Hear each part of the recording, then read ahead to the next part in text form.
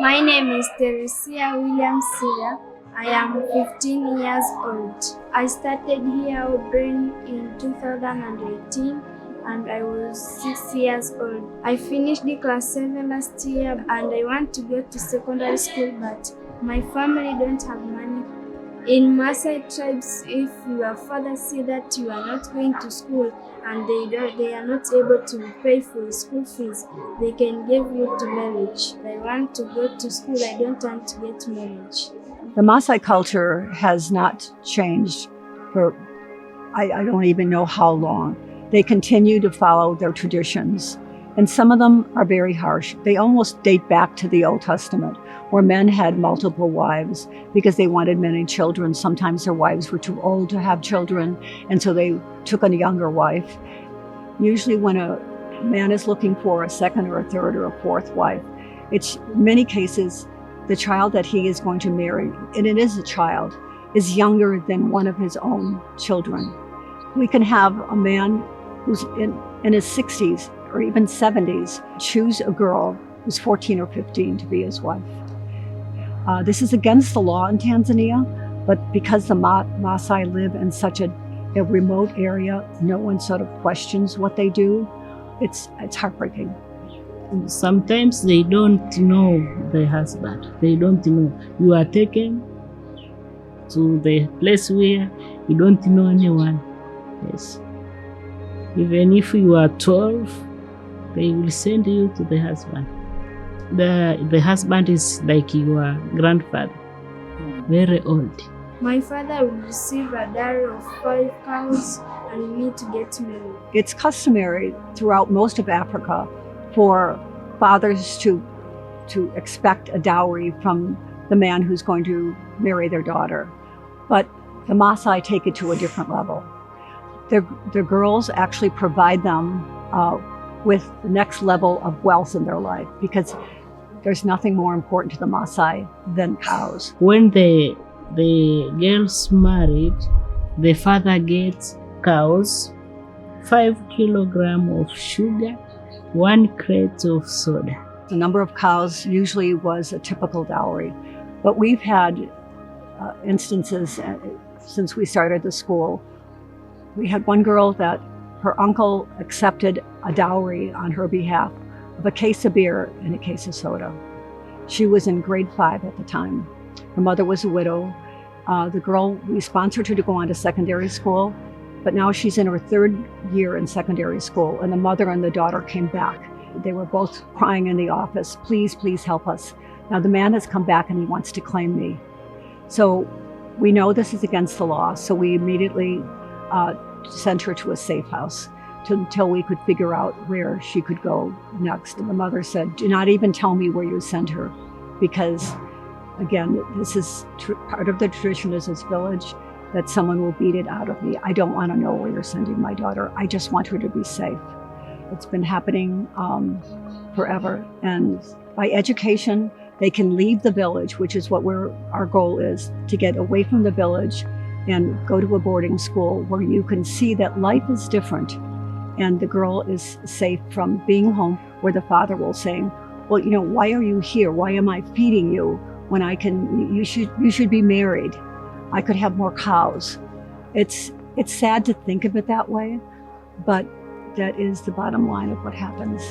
The life of the Maasai wife is hard because there's many things to do at home. It is better to go to school because there's many opportunities when you get education, because you can be a doctor, you can be a teacher, you can be anyone if you want to study.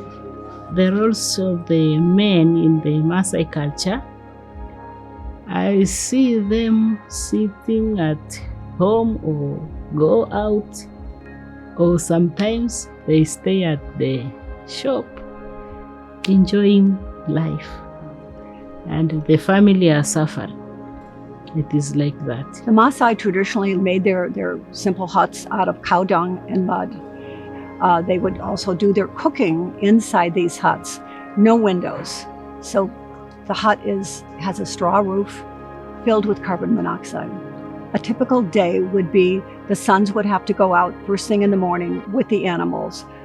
The women and their daughters would go out looking for firewood or to the river to bring home water for the day. This is a daily ritual. And all this time, the men stay in their huts. So consequently, the men suffer from respiratory problems, spending so much time in their huts.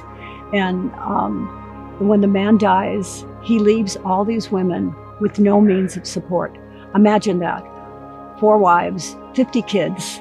Everything he owns usually goes to the oldest son. The uncle usually takes over the future of any girls in that family.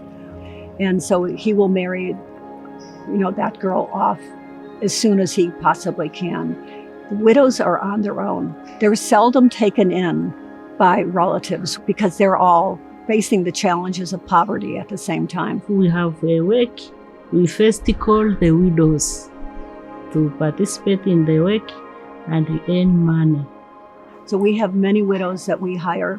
And right now, I don't know what the exact count of widows in our village, but the last count was 120 women who had no means of support, which we try to help in small groups coming to school. And even with our jewelry project, we make hundreds and hundreds of bracelets on any given trip, and then we sell them when we have a fundraiser at home.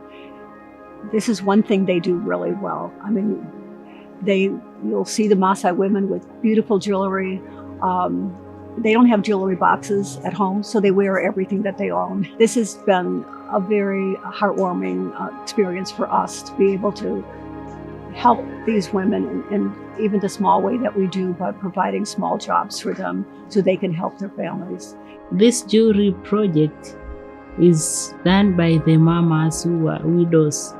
They come and work and pay for the school fees of their children. Many of the women, especially the widows, want education for their daughters. They want their lives to be different from theirs. They had no choice, but now that there is a school that they can attend, they're very excited about their daughters being educated, so they don't have to go through this really painful, your life is predestined. And we know that is not why we are on this earth, to have someone make these kind of decisions for us. My hope for these children in our village, especially the girls, after completing education, I see they are going to be hired. And they said that after getting work, we will come back and choose by our own to whom we want to be married. I want education, but I don't have enough money to go to school, so I will be happy when I get the help from you to support me to go to school. Thank you for your sponsorship because it has helped me to change my life and my children's life.